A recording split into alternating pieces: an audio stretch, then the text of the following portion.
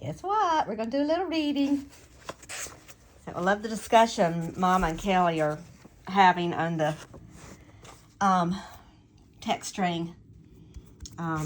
Yeah, I'm going to not say too much, and we'll just get on with it. But yeah, poor Lucy, and honestly, poor Elvis. Although he's not really feeling it, he is feeling it right now. He is feeling it, but she doesn't realize it, and we'll get into that later. But here we go.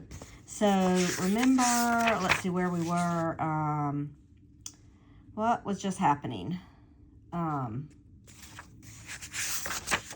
So December was a depressing month. Those people came to her house, and yeah, it's like people are looking for you on both sides. And then she remembers this guy coming back when she lived in Monroe. Said he was working for the man, and was looking to see if she needed anything. That's just real creepy. Real creepy. All right, so that's where she is. I went to sleep early on New Year's Eve so I wouldn't have to face the pain of entering 1959 alone. So Elvis is definitely in Germany at this point. Fall, lonely holidays, and memories of Elvis, they would forever be intertwined. Fall, lonely holidays, and memories of Elvis, they would forever be intertwined. My mother returned from Denver after New Year's to give me a hand with the girls. They were growing up fast. Deborah was 10, Melody 7, Denise 4, and Desiree was 6 months. So Deborah being 10, and she was 12. So that means she's 22 right now. Crazy. Desiree 6 months. Quite a family for a 22-year-old. Well, if I just kept reading, I would have read that. I wouldn't have had to calculate. Quite a family for a 22-year-old working woman with no husband. I continued to decorate the windows of Ginsberg's, but stopped working for Mr. Melson.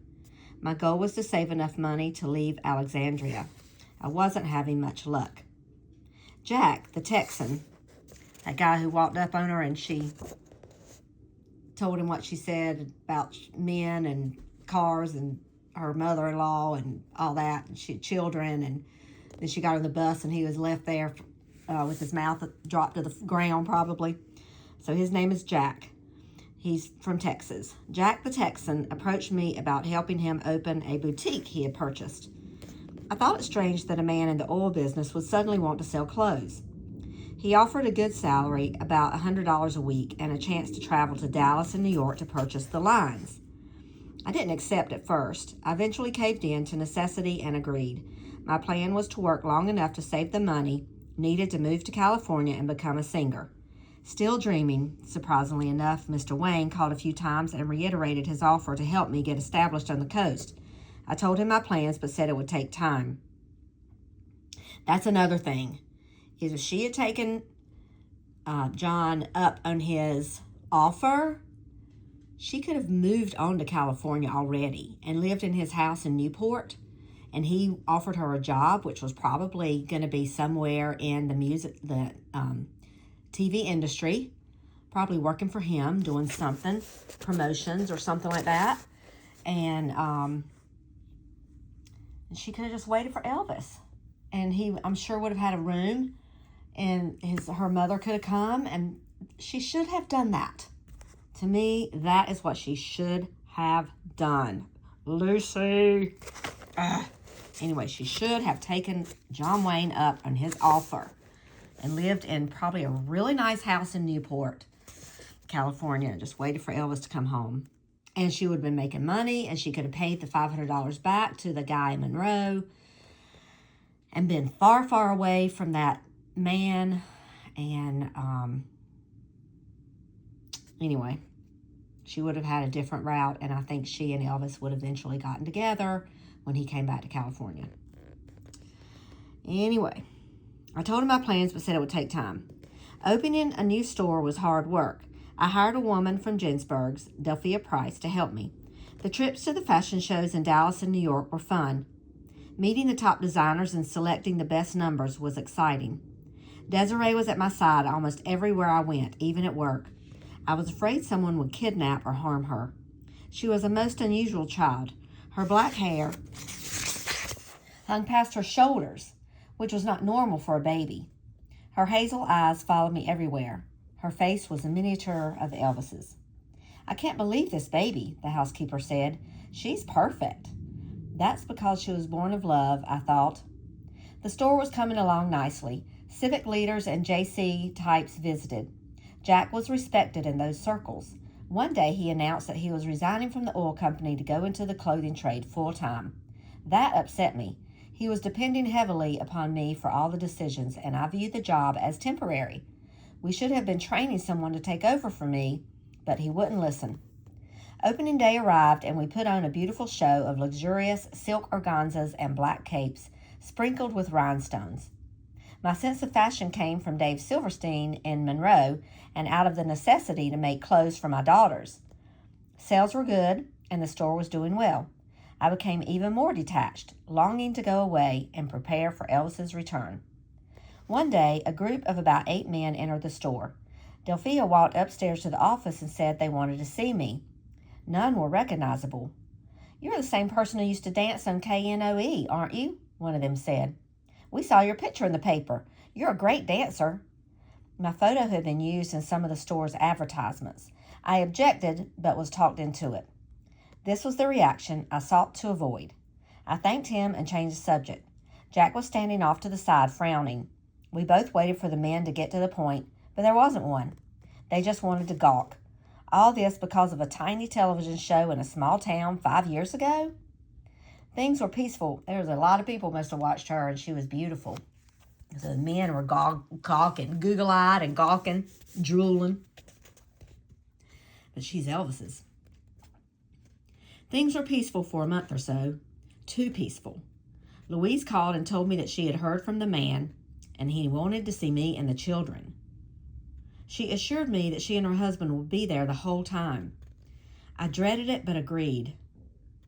The divorce wasn't final because I still couldn't spare the money. They were his children. If he was prevented from seeing them, the divorce proceedings might be inhibited. After work, so she feels like her hands are tied, and she has to let him see the children. After work, Louise and her husband drove me to the hotel where he was staying. He was waiting downstairs when we arrived. He looked the same as before. Same smirk, same arrogance. Hell revisited. It was stupid of me to agree to this. Louise's husband, Vernon, suggested we go to a restaurant and talk later. We ate in silence. Vernon broke the ice by chattering about his stay in Germany. There was this hillbilly singer there that was really pissed off about being in the army and how it was messing up his career, Vernon said. I don't know if he was doing it intentionally or what. It was cruel. Louise noticed and steered the stillborn conversation to another topic. It had always been my policy not to intrude upon other people's lives. Why couldn't people show me the same respect? And also, he was telling a lie. Because, yeah, Elvis, he wasn't really pissed off. He wasn't going around fussing about it. He may have commented, he was like upset that it might upset his career and he would come back and people forget about him. But he wasn't going around saying I'm pissed off and being angry and everything. He had a very good attitude while he was over there and was a very good Army sergeant. So he was kind of stepping out of line when he said it that way. You two should forget your past and get back together, Vernon said. The man agreed. I couldn't believe these two. We left without further discussion. Back at the car, I tried to maneuver so Louise would sit in the back with me, with the 2 men up front, the way we had come. The man changed that when he jumped in the back. Just being across a seat from him made my skin crawl. All those horrible nights. A scared little girl all alone. I hated this man. What was I doing here? Wasn't he the reason my life was so messed up to begin with? This was insane. He started pleading with me to go back to him. My head began ringing. Maybe if you knew he wasn't going to come back to you, you'd come back to me. You know you won't see him again. the man said. Who are you talking about? That Presley idiot.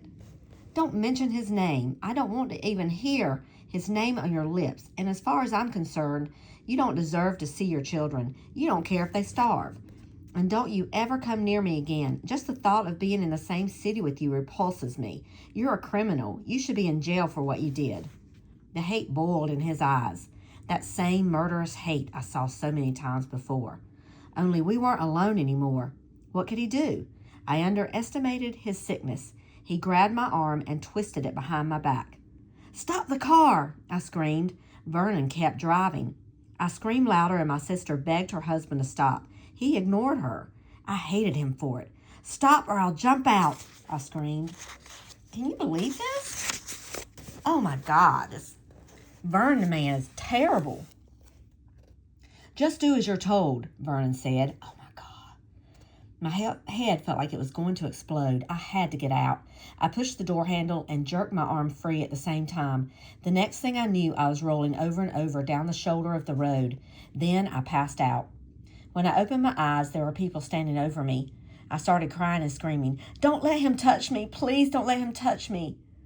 Louise told me that the man had left and tried to calm me down.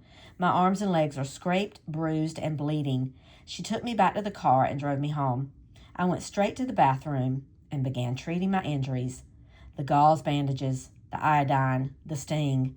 I had seen the man only a few hours, and here I was back digging through the medicine cabinet, cleaning up the blood. Nightmares tormented me for a week. I was 11 years old again. The rapes, the beatings, the hopelessness. Each night, reliving it over and over, waking up screaming. I dreaded going to sleep. I began to focus my thoughts on Elvis, flooding my mind with the images of our times together. But even these healing thoughts became increasingly negative. The memories weren't enough anymore. I needed a flesh and blood savior. I needed Elvis. He had chased the darkness away before. Only he could do it again. But would he want to? 2 years had gone by. Elvis was maturing. The Army boasts it molds boys into men. I knew the boy loved me, but I wasn't sure about the man. Months passed. The morning paper began bringing bittersweet news. America's most famous soldier was getting ready to come home. Even the most conservative newspapers couldn't ignore the growing anticipation. I was excited but equally perplexed about what to do. I had run from him. I promised I wouldn't, and I did. I let him believe I was dead. Could he ever forgive me? So he comes back in March of 1960. So that's where we are. So 59 is gone. 1959 came and went. Time's moving fast in these 20 pages. Let's see. Yeah. She had run from him. She promised she wouldn't, but she did. I let him believe I was dead. Could he ever forgive me? Things she's saying to herself. There was something else feeding my doubts. The paper started dropping hints. The fan magazines fleshed out the story, but those publications could never be trusted. It was the brief accounts in the morning paper that bothered me. The reporting was free of exaggeration. It differed little in tone from the coverage of President Eisenhower's last speech or the stock market report. The stories hinted that there was a young girl Elvis had found in Germany. I glanced at the latest edition of the paper. I wanted to read about Elvis. I didn't want to read about her. I directed my attention to a more positive prospect, a phone number he had given me before he left. It was his number at Graceland. I searched through my address book and found the code I used to disguise Elvis's numbers. The instant I saw the scribbled digits, my mind flashed back to the moment I wrote it. It was our last time together in Memphis. It was fall, late fall. So many of our meetings had been in the fall. The trees were nearly bare. The ground was a sea of leaves. We rolled around in them. Elvis burst out of a huge pile and began tossing leaves at me by the handful. I laughed at first, but some were dirty and sprayed my eyes with sand. I motioned him to stop, and he rushed over, apologizing profusely. He treated me like fragile crystal the rest of the day, acting as though he had to win my forgiveness for the awful thing he had done. The memory gave me courage. I grabbed the book and went to the phone. I just wanted to make sure the channel was still open, that I still had a way to reach him. The woman answered. I paused an instant, then fell into my businesswoman voice and asked when Mr. Presley would be home. We expect him in a month, the lady said. Who's calling? Just a friend, Desiree. Thank you very much. The short, meaningless conversation thrilled me. The avenue remained open. It would be as simple as that. The next time, maybe Elvis would answer. That sent me bounding into the living room to pick up the newspaper. I instinctively turned to the same page and corner of the paper where the Elvis updates always appeared. There was a picture this time, and the story was longer than the usual paragraph or two. Elvis has a sweetheart, the small heading said. The story was written in a more whimsical style, beginning with a tease about bad news for all the young ladies in America. It quoted Elvis christening a teenager as the girl of his dreams. He was going to bring her back with him or send for her later. It got worse. For the first time, the girl had a name. Priscilla. So it was true. He did have another. I dropped the paper. I had to get outside. It was raining and unseasonably chilly, but I was oblivious. The girl's name kept repeating in my mind. Priscilla, Priscilla, Priscilla. I tried to convince myself it wasn't true. It was another of his manager's ploys. Elvis had explained before that the romances were publicity stunts dreamed up by the Colonel. I believed him then, but this was different. The Colonel wasn't in Germany. I sensed that this girl wasn't going to disappear with yesterday's news. My despair quickly turned to resolve. I had made a decision 2 years before to protect him by running away.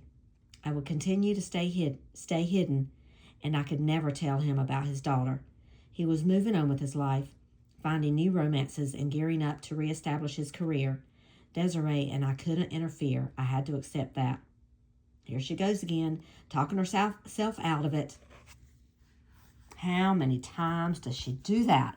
But you think about it, when you get scared of doing something, and especially possibly upsetting someone's life, like Elvis Presley's. It's not like he's the boy next door, and she wanted him to have that career that he loved so much, and she just did not want to upset it by a scandal. Elvis having a baby with a woman that's got 3 children, who's married. She just couldn't. It just couldn't. She kept talking herself out of it. I went back into the house and walked directly to the night table in my bedroom. I opened the drawer and reached for my Bible. I picked it up, flipped open the back cover, and took out a small, rectangular piece of paper, Desiree's birth certificate. I had used his last name for the document because I wanted Desiree to have the right one day to choose. Wait a minute, let me start over. I had used his last name on the document because I wanted Desiree to have the right one day to choose to use the name of her real father. Deep down, I thought we would eventually be a family. The certificate had now become a taunting reminder of a life that could never be. I silently tore it apart, folding up the pieces and shredding them beyond recognition. I was tearing Elvis out of my heart once and for all. It was killing me, but it was the best thing for him. The next day, back at the boutique, Jack called me into his office. That worried me. Business had declined. The small specialty store couldn't compete with the discount department stores in the area. Maybe he was thinking of closing up. Trouble always comes in bunches. I sat in a chair in front of his cluttered desk and tried to read his face. I couldn't. Jack was a reserved and emotionless man. He was in character this morning. His topic of discussion was bizarre. In the same tone he used to order dresses, Jack proposed to me. He termed it a partnership. He said it was the proper time in his life to marry and have children. He figured that I needed help with the heavy burden of supporting 4 children. I don't really believe in love, he explained. I feel if people work together, a marriage will succeed. I've evaluated your situation, and it's obvious you need someone. If there was a Guinness Book of World Records entry for the world's worst marriage proposal, that would be it. I tried to stay calm. It was difficult. I was steaming inside. In a few short sentences, he had turned me back into an object. It was a business deal. I was a business deal again. A chunk of property to be bought and traded. How dare he? We had never even dated. It was crazy. I didn't need anyone. I never needed anyone except Elvis. I quickly suppressed my anger and acted surprised. I still had my job to think about. With my dream of reuniting with Elvis shattered, that became crucial. Besides, I couldn't accept his proposal, even if I wanted to. I was still legally married to the man. Nobody in Alexandria knew, and I had no intention of dredging it up. This is all rather sudden, Jack. You can't actually expect me to say yes.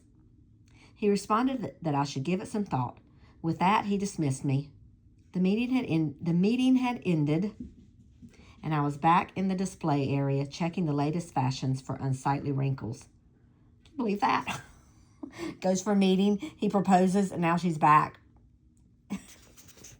Setting up a display. Wow. Checking the latest fashions for unsightly wrinkles. My mind raced. I had severed myself from Elvis, at least symbolically, just a few hours before. And now this dilemma? I survived the rest of February by avoiding both Jack and the section of the paper that updated Alexandria on the latest Elvis news. In early March, the paper played dirty. The story had moved from its safe corner to the front page. Elvis was home. His arrival created a frenzy, forcing myself to read the description. I began to weaken. I still loved him. I saw him on TV later that evening. He looked good. His hair was short. He cut a fine figure as a soldier. The television pictured him seated at a press conference. He was shy and uneasy. His answers were brief. The military experience had enhanced his natural meekness and quieted some of his wildness. A reporter asked him if there was someone he wanted to especially see now that he was home. Suddenly, he brought his hand to his ear. Can y'all believe that? He brought his hand to his ear. Was he sending me a message, or was it just a twitch of tension? I chose to believe the positive. I rushed to the phone and tried to reach him, knowing the interview was taped. I had to take advantage of my highest moment of optimism. If I delayed, the paralyzing doubts would return. It sounded like the same lady on the phone. She said Elvis wasn't home. I tried a few more times over the next week, but the phone was busy.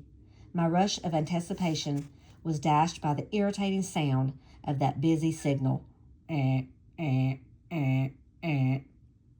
Slowly, my determination dissolved. So she tried. She tried multiple times that week that he got home. She really did. The newspaper and television kept me informed of Elvis's whereabouts. His career was on the rise again. The Colonel shoved him back in head first. There was a new album, which he went and recorded like 2 or 3 weeks after he got home. A Welcome Home television special with Frank Sinatra, which he recorded the end of March, but it wasn't shown on TV until May. But he had to fly down to Miami to film it. And a new movie. I wanted to cut in and shout, "Elvis, I'm here in Alexandria. I want to see you." I couldn't interfere. He was back on top, as big as ever. The world was still watching his every move. So she would be seen, and they wouldn't be able to be together quietly. Okay, so we'll do a little research here. The stretched out arm signals that Elvis had previously promised to send Lucy when he performed, a switch from the earlier ear signals, are harder to discern because they are a dramatic staple of many performers and became frequent in Elvis's latter performances. However, the strange and sudden arm movement at the end of the song, "Stuck on You," think about those words, during Elvis's appearance on the Frank Sinatra special in 1960 appears to be a signal and a moving confession that he still loved her. Lucy had to work late that evening and missed the show.